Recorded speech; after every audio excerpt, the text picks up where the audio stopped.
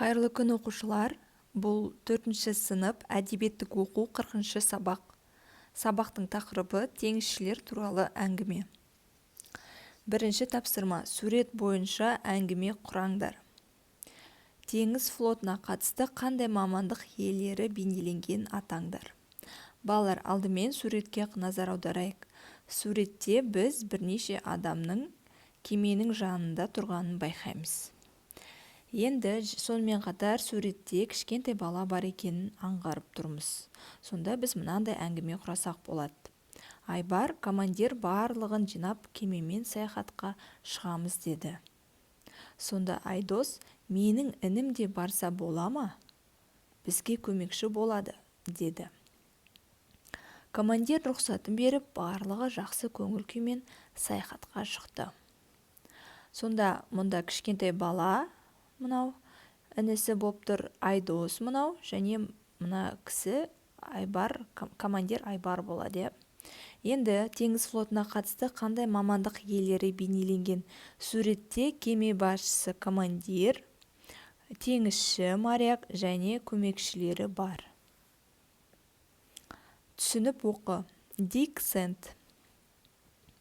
Бұл жас матрос ата-анасы белгісіз жетім бала еді.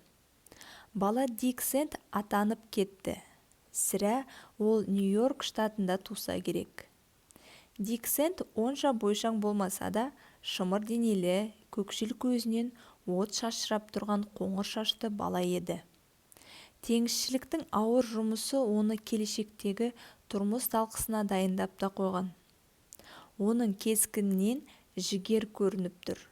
Бұл батыл адамға тән кескінмен қоса қажымас талапты да ағартады. Ол 15 жасынан ақ мақсат көздеп, сол мақсатын ақырына дейін жеткізе білді. Балалық дәуірінде келешегін ойлайтын бала сирек кездеседі ғой.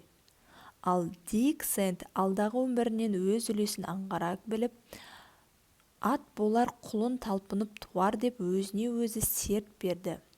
Ол шапшаң да икемді, қайратты да тапқыр. Ол 4 жасынан ақ оқи білді. 8-ге келгенде оңтүстік елдерге қатынап жүрген бір кемеге юнга болып орналасты. Бала кезінен ақ ықыласы теңізге ауған еді. Дик Сэнд кемеде жүріп теңізшілік өнерін үйренді.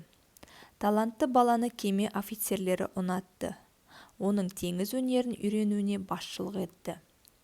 Еңбек өмір заңы екенін кімде-кім бала кезінен аңғарса, кімде-кім наның маңдай термен табылатынын жастайынан ұқса, соның қолынан ерлік те келеді. Дик істеп жүрген кемені басқаратын капитан Гул қабілетті балаға ерекше назар аударды. Батыл бала жігерлі теңізшіге аса ұнады. Ол Сан-Францискоға қайтқан соң баланың жайын кеме қожасына баяндады. Джеймс Уэлдон юнганы оқуға беріп, оның мектеп бітіріп шығуына жәрдем етті. Дик білім алуға бар ықыласын сала кірісті. Ол география, саяхатшылар тарихына ерекше көңіл бөлді. Мектепте жоғары математика мен навигациядан сабақ берілмегеніне қатты қынжылатын. Ол мектеп бітірген соң Джеймс Уэлдонның кит аулайтын кемесіне матрос болып орналасты. Нағыз матрос болып шығу үшін алыс сапарға қатынайтын кемеден гөрі кит аулау кәсібінің маңызы зор екенін Дик жақсы білді. Матрос мамандығына дайындалып жүрген жастар үшін кит аулайтын кемеде қызмет ету тәжірибенің ең жақсысы еді. Сондай кеме Пилигрим болып шықты. Бұл жас матросқа ең қолайлы жағдай болды. Авторы Жюль Берн, 15 жасар капитан туындысынан алынған екен, аударған Исжанов. Ал енді балалар, келесі тапсырманы орындайық. Екінші тапсырма: кейіпкер теңізші болу үшін ненің қажеттігін түсінді. Кейіпкер теңізші болу үшін алыс сапарға қатынайтын кемеден гөрі кит аулау кәсібінің маңызы зор екенін түсінді. Үшінші сұрақ: автор еңбек туралы қандай пікір айтқан? Тауып оқы. Еңбек өмір заңы екенін кімде-кім бала кезінен аңғарса, Кімде-кім нанның маңдай термен табылатынын жастайынан ұқса, соның қолынан ерлік те келеді.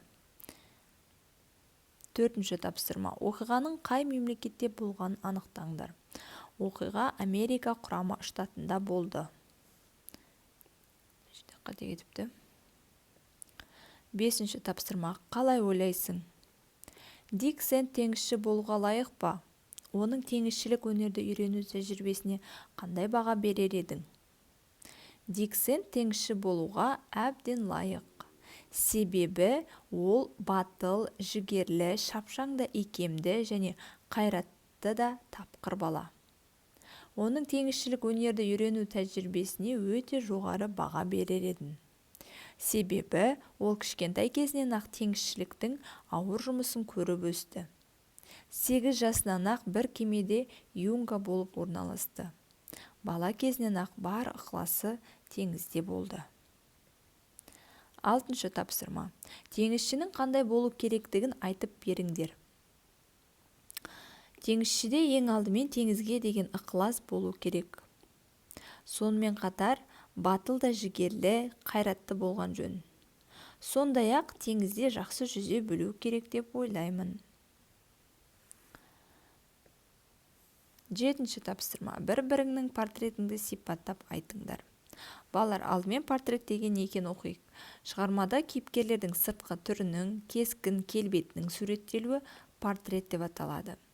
Бізде шығармада Дик Сэндті сипаттаған, яғни портретін сипаттаған онша бойшаң болмаса да, шымыр денелі, көкшіл көзінен от шашырап тұрған қоңыр шашты бала еді.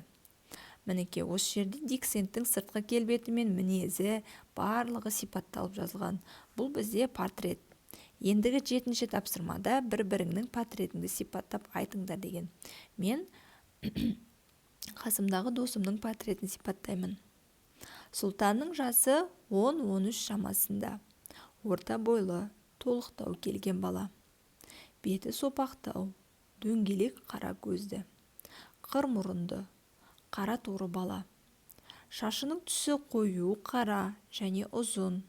Оның жүзінен ақ көңіл, ақ жарқын мінезді, мейірбандылық қасиетті көруге болады. Мінекей, осылайша достарыңның сырт келбетін, портретін сипаттап жазып көріңдер. Келесі 8-ші тапсырма. Теңізші кәсібі туралы қандай жаңа ақпарат алдыңдар?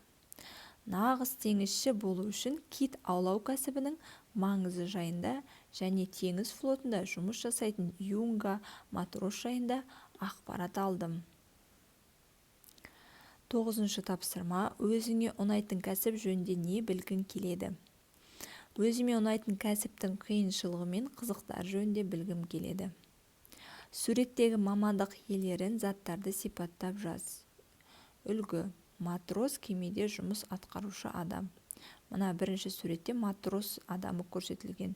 Бұл кемеде жұмыс жасайтын адам. Келесі суретте капитан бейнеленген. Капитан дегеніміз кемені басқарушы командир. Үшінші суретте желкен бейнеленген. Ал желкен дегеніміз жел энергиясын кеменің тартқыш күшіне түрлендіруіне арналған қозғалтқыш. Балалар, осымен бүгінгі сабақты аяқтаймыз. Каналға жазылып, лайк басуды ұмытпаңыздар. Сонымен қатар менің каналымда 4-ші сыныптың қазақ тілі, 4-ші сыныптың математика сабақтары бар екен, естеріңізге саламын. Келесі кездескенше сау саламатта болыңыздар.